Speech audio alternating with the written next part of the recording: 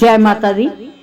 माँ दुर्गा का विकराल रूप है माँ काली, और ये बात सब जानते ही हैं कि दुष्टों का संहार करने के लिए माँ ने यह रूप धरा था। शास्त्रों में माँ के इस रूप को धारण करने के पीछे कई कथाएं प्रचलित हैं, जिनका व्याख्यान आज हम कर रहे हैं। एक बार दारुक नाम के असुर ने ब्रह्मा को प्रसन्न किया।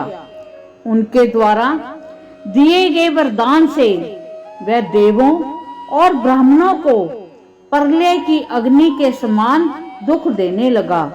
उसने सभी धार्मिक अनुष्ठान बंद करा दिए और स्वर्ग लोक में अपना राज्य स्थापित कर लिया।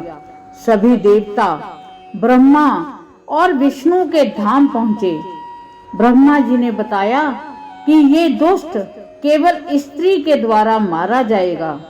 तब ब्रह्मा विष्णु सहित सभी देव स्त्री रूप धर दुष्ट दारुक से लड़ने गए, परंतु वह दैत्य अत्यंत बलशाली था। उसने उन सभी को परास्त करके भगा दिया। ब्रह्मा विष्णु समेत सभी देव भगवान शिव के धाम कैलाश पर्वत पहुंचे तथा उन्हें दैत्य दारुक के विषय में बताया। भगवान शिव ने उनकी बात सुनी, माँ पार्वती की ओर देखा और कहा कि हे कल्याणी, जगत के हित के लिए और दुष्ट दारुक के वध के लिए मैं तुमसे प्रार्थना करता हूँ। यह सुन माँ पार्वती मुस्कुराई और अपने एक अंश को भगवान शिव में प्रवेश कराया, जिसे माँ भगवती के माया से इंद्र आदि देवता और ब्रह्मा नहीं देख पाए। उन्होंने देवी को शिव के पास बैठे देखा।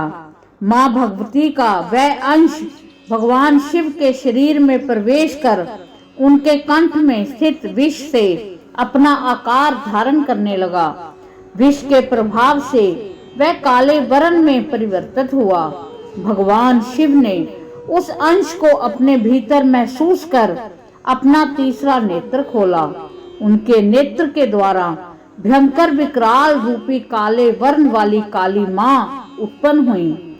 माँ काली के ललाट में तीसरा नेत्र और चंद्र रेखा भी थी।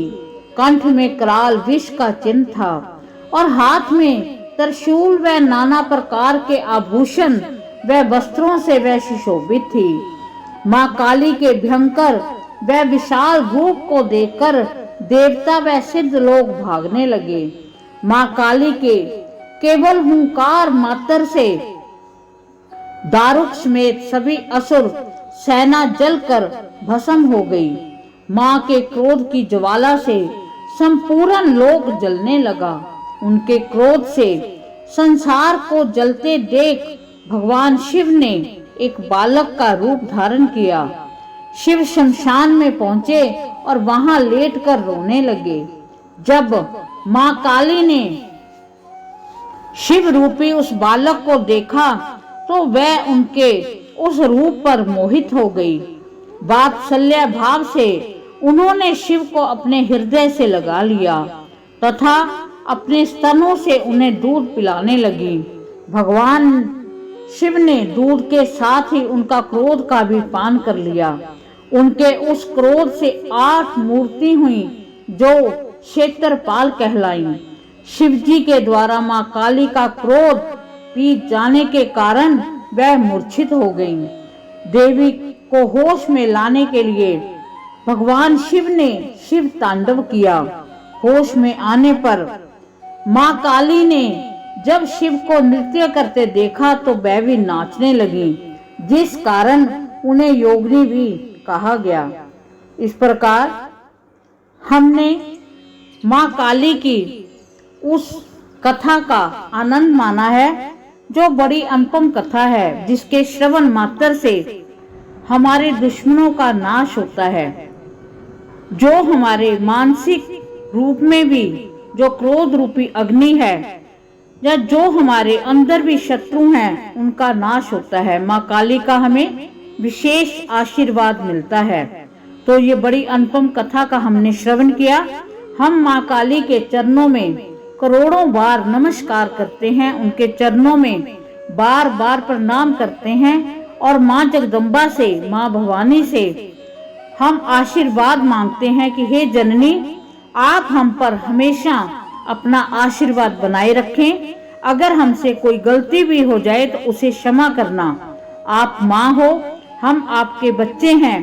तो बच्चे का रुदन सुनकर माँ का जो सौम्य रूप है वो सामने आ जाता है। तो हे माँ जगदम्बा, आप हमें अपने बच्चे समझकर हमें अपने हृदय से लगाना, हमारी हर गलती को क्षमा करना।